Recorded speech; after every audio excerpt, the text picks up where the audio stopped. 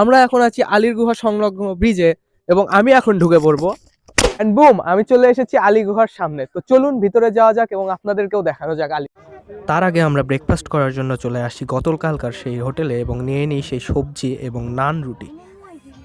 তারপরে পানবাজার থেকে অটো করে চলে যাই আমরা আলীর গুহায়। Hello friends, welcome to the episode number 2। আজকে আমরা চলে এসেছি একটা ইন্টারেস্টিং প্লেসে, যে প্লেসটার নাম হলো আলীর গুহা।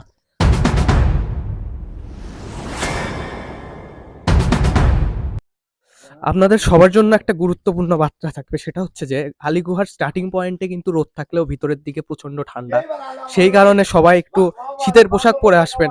এছাড়াও ভিতরের দিকে গেলে কিন্তু পানির পরিমাণ বাড়তে থাকে এবং ভিতরে প্রচুর অন্ধকার, যার কারণে সাথে একটা টর্চ লাইট আনার চেষ্টা করুন।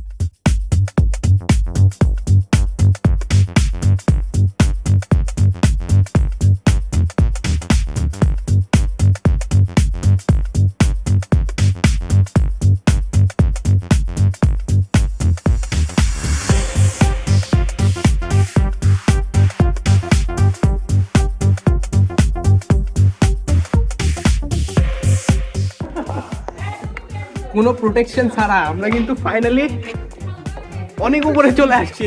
যদি এখান থেকে একবার হাত ফসকায় শেষ।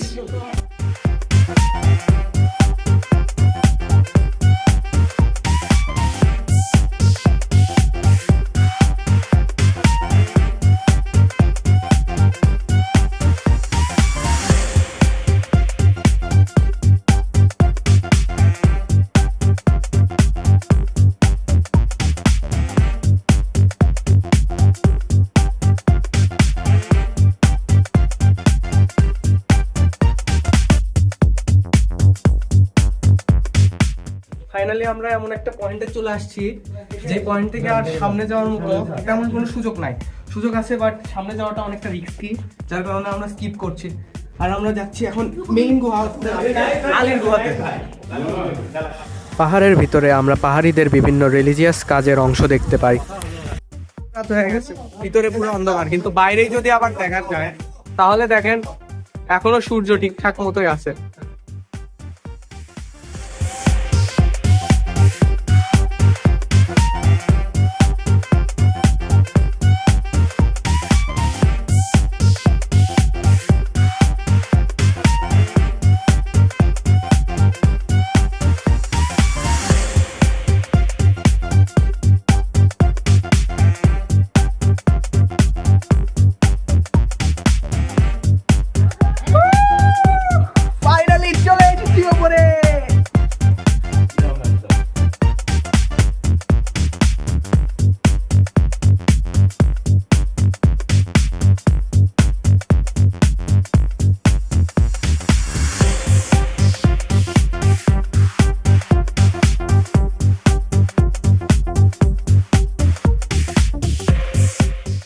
দীর্ঘ সময় আসার পর আমরা এমন একটা এন্ড পয়েন্টে আসি যেখানে কিনা ডানে একটা রাস্তা যায়, যেটা যাওয়া আমাদের পক্ষে পসিবল না, কিন্তু বামে একটা রাস্তা গেছে যেটা আরো অনেক দূর পর্যন্ত গেছে, পাহাড়ের ওই শেষ মাথা পর্যন্ত।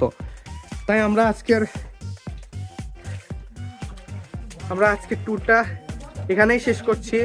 দেখা হচ্ছে আপনাদের সাথে আবার নতুন এপিসোডে। ততক্ষণ আমাদের সাথেই থাকুন, লাইক ফলো করে। Bye bye.